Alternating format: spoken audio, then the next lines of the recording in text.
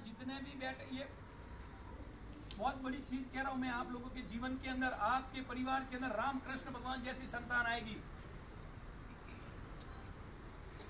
यहाँ जितने भी बैठे हमारे परिवार के अंदर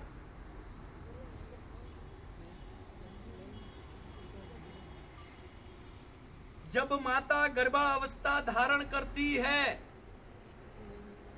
बच्चे का विकास माता की कोख के अंदर 87% बालक का विकास माता की कोख के अंदर होता है और 13% ही बालक का जो विकास कहे वो जन्म लेने के बाद में उसका डेवलपिंग होता है। इसलिए इस धरती पर पानी पूरी खाने वाली माता कभी भी छत्रपति या महाराणा प्रताप को जन्म नहीं दे सकती। असित जी महाराज कहे, भारद्वाज ऋषि कहे, गौतम ऋषि कहे, यह हम चाहते हैं कि हमारे परिवार के अंदर श्रेष्ठ रामकृष्ण भगवान जैसी संतान यदि घर के अंदर आनी चाहिए। तो जिस समय कदम ऋषि के पास में जब देवहूति माता आई और देवहूति कन्या आई और उस देवहूति कन्या ने कदम ऋषि से कहा कि प्रभु मुझे गुरु मंत्र चाहिए, उस समय कदम ऋषि ने कहा कि हे देवी ऐसा करो, तुम गौ माता की सेवा करो। और उस समय वो देवहूति कन्या गौ माता की सेवा करनी आरंभ कर दी। कदम ऋषि आंख बंद करके तपस्या में लीन हो गए। 12 साल बाद उन कदम ऋषि की आंख खुली और आंख खुली तो उन्होंने देखा कि अरे ये कन्या तो 10 साल तक यहाँ गौ माता की सेवा कर रही है। अब कदम ऋषि ने देवहूति कन्या से कहा कि ये देवी मांगो, तुमको क्या चाहिए। उस समय देवहूति कन्या ने कहा कि प्रभु मुझे ऐसी संतान चाहिए, आप जैसी तपस्या करने वाली संतान चाहिए।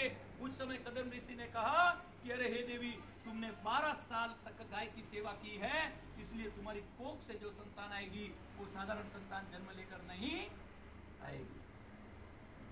कदम ऋषि ने कहा कि हे देवी, तुम्हारी कोख से जो संतान आएगी वो ब्रह्मा विष्णु महेश को बालक बना देगी, वो ब्रह्मा विष्णु महेश को बेटा बना देगी। इसलिए और उसी देवहूति कन्या ने अनसुईया माता को जन्म दिया और उस अनसुईया माता ने ब्रह्मा विष्णु महेश को पालने के अंदर झुला दिया। बोलिए गौ माता की जय हो, अनुसुईया माता की जय हो। इसलिए हमारे परिवार के अंदर,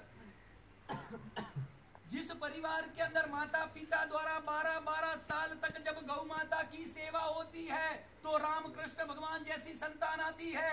जिस परिवार के अंदर माता पिता द्वारा पूर्ण रूप से गौ माता की सेवा नहीं होती है और फिर हम कहते हैं कि हमारी जो संतान है वो संतान हमारी सेवा नहीं करती, वो श्रवण जैसी नहीं बनती जो माता पिता की सेवा करे। कैसे करेगी? अरे सेवा करनी है तो हमारी माता की कोख के अंदर जो बालक है उस कोख को पहले अच्छी तरह से तैयार करना पड़ेगा। बोले गौ माता की जय हो। इसलिए जब माता की कोख के अंदर माता जब गर्भावस्था जब धारण करती है उस समय हमारे यहाँ शास्त्रों और पुराणों के अंदर ऐसा कहा गया है और उसका अभिमन्यु भी उसका गवाह है।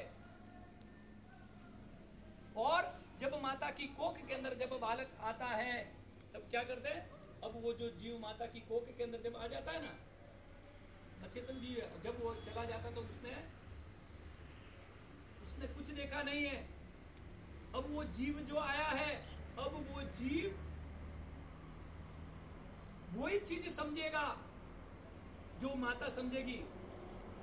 इसलिए जिस तरह से जब हम कोई गीत सुनते कानों के अंदर लगा देते हैं और गीत सुनते तो क्या होता है, बाहर क्या हो रहा है हमको कुछ आवाज सुनाई नहीं देती। उसी तरह से जो माता की कोख के अंदर जो बालक है, माता जिस प्रकार से सोच रही है, माता की जिस प्रकार की जो समझ है, वही समझ माता जिस प्रकार का व्यवहार कर रही है, उसी प्रकार की व्यवहार की जो सोच कहे, उसी प्रकार की जो रिकॉर्डिंग कहे, उसी प्रकार की जो सोच कहे, उस बालक के अंदर धीरे धीरे डेवलपिंग होती है। बोलिए गौ माता की जय हो।